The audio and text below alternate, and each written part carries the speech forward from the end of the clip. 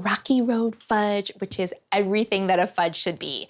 To get started, in my saucepan, I'm gonna combine 1.5 cups of sugar and 2/3 of a cup of unsweetened cocoa powder.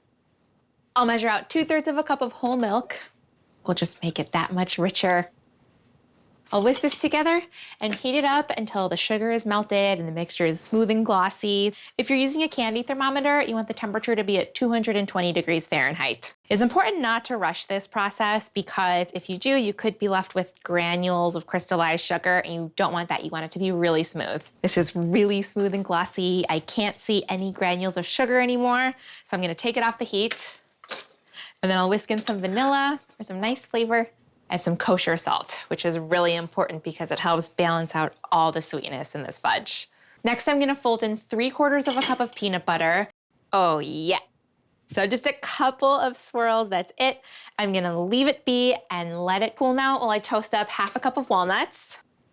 And also add some health.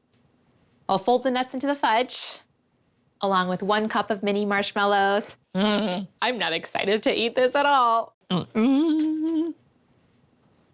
It's gonna be really difficult letting this set up and firm because I wanna eat it right now. Everything is mixed together. I've got an 8-inch square pan that I've lined with parchment so that the fudge doesn't stick, and I'll scrape this right in. It's so lovably rustic. I love all of the textures and the flavors going on here, and it's just gonna be that perfect sweet bite.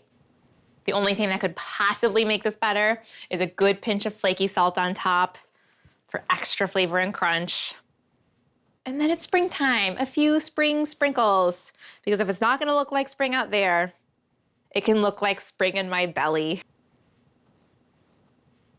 Oh baby, that is a good cross section. Here I go.